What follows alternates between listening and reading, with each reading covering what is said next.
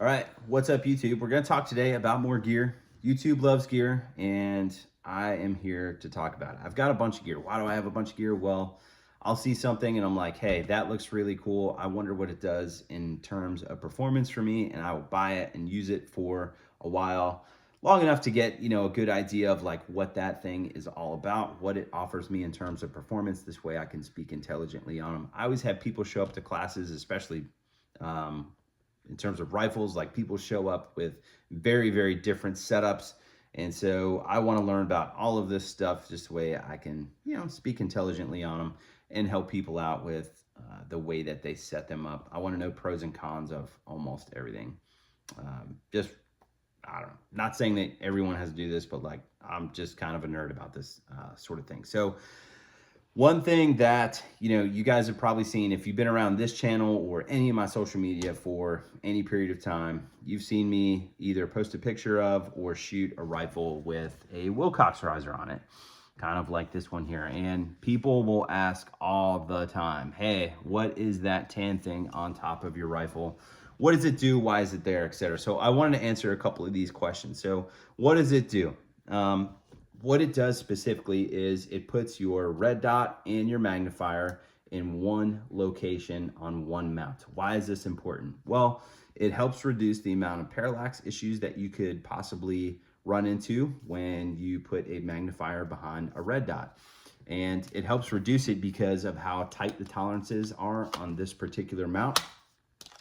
If you have a magnifier mount that does not have tight tolerances and you take it off of, say, your Picatinny rail, like most of them are, right? They mount on your pick rail. If you take it off, stick it back on, you could potentially run into some sort of, parallax issues. What is parallax issues? So if you have everything completely lined up, if this is the red dot, this is your magnifier, you have everything completely lined up, but you take off the magnifier because you're going to be shooting inside of, say, 200 yards. But you want to plop the magnifier back on and you put it in the exact same spot. If your mount is not precise and it lines up a little bit differently, kind of like this, or sometimes, here or here or here or here.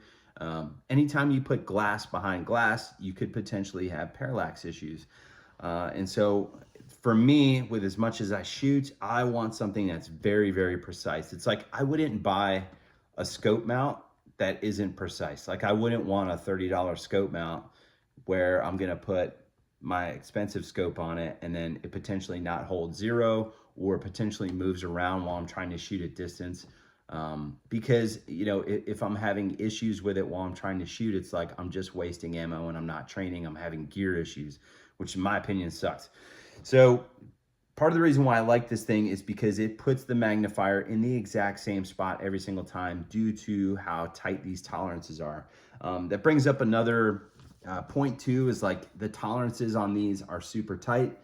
And, I think that is probably one of the reasons why they're not mass produced. With the tolerances being super duper tight, like every single thing on these risers is more or less perfect. You probably will never see these things mass produced. I would assume that they're not the easiest thing to produce, especially the magnifier portion. These things will just stay tight and not have any play for pretty much like the life of the item. So, another example of this, like my buddy Jamie Caldwell told me, like he actually designed these. By the way, if you want to know about these even more, go on my podcast, Train Smart Podcast. We had Jamie on and he talked about, what went into designing these mounts. So if you really want to nerd out on these things, go check it out. But another thing that he mentioned to me recently was like, if you get a tan Wilcox riser, they will not put a different color shoe for your magnifier with you won't get a tan riser and a black shoe for your magnifier. Reason? Well, it's because tan ano might be a little bit different in thickness than black ano. And so every single time, like if you buy a black anodized riser, you will get a black shoe. If you get a FDE riser, you will get an FDE shoe for your magnifier. And they do that because they want the interface of the mount and the magnifier to be more or less perfect. So that kind of just like goes to show like the level of attention to detail that goes into these things and how more or less perfect they are. The other thing that I like about it is they're forced to overcome, meaning they just push off to one side and they just pull back. I don't need to like pull back and then turn it or anything like that. It's enough force to where like it's not going to go anywhere if it's off to the side. It's not like you're gonna bump anything either and then the magnifier flip back over. It's just enough force to where that isn't going to happen, but it's easy to run. And by easy, I mean like I will flip it off to the side with my firing hand, and I'll also flip it back with the firing hand. So it makes it to where it's like everything really, really smooth. However, it's going to stay exactly where you put it the majority of the time. At least that's what I have found. The other thing that I like about these, this particular one is a 4.410 height. I like optics to be no more than 193, which is where this one currently is. I like optics to be 193 or lower because I want a really good connection that is going to be consistent to the rifle. And I think cheek weld is a part of that. So if you like higher optics, I'm not here to argue about that. Like, go nuts, man. Put a freaking Hydra mount on it. I am sure it doesn't bother me. However, for me, what I've noticed is like the higher the mount goes, the harder it is for me to keep a consistent cheek weld. And I don't like that at all. I want my mount to be very, very consistent. This way I can shoot the exact same every single time. Be no different than, you know, gripping the pistol the same every time. To me, that's super important.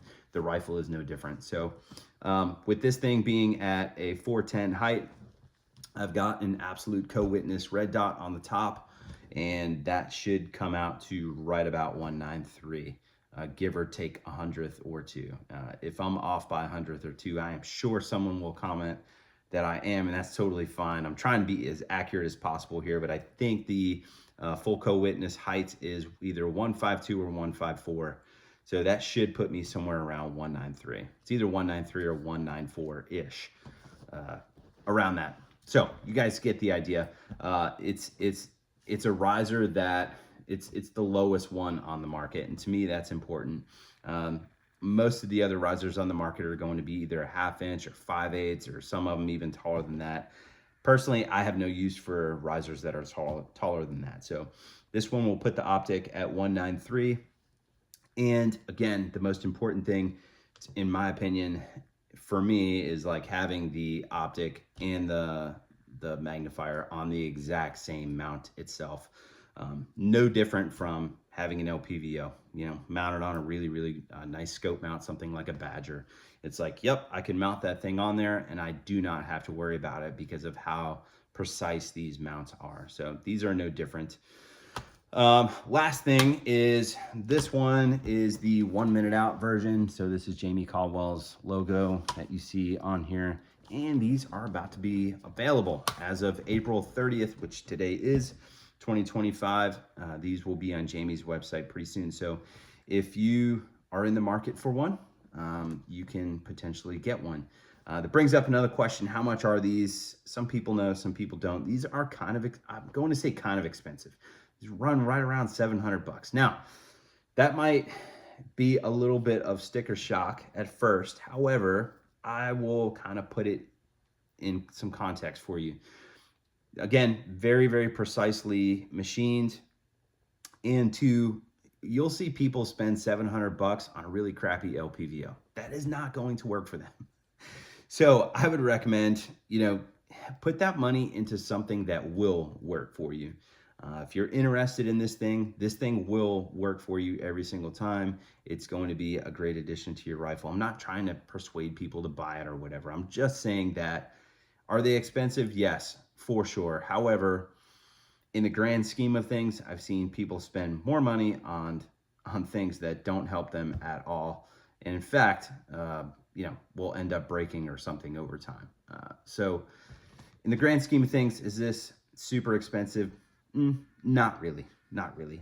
If you're going to use your rifle a ton, you know, like I do, like I want something on here that is not going to give me problems. It's like I mount it and I don't have to worry about this thing, and it's going to be really good for me. It's going to be a good experience every single time I use it. So there you go. That is the Wilcox riser and magnifier mount. This one has to be attached, by the way.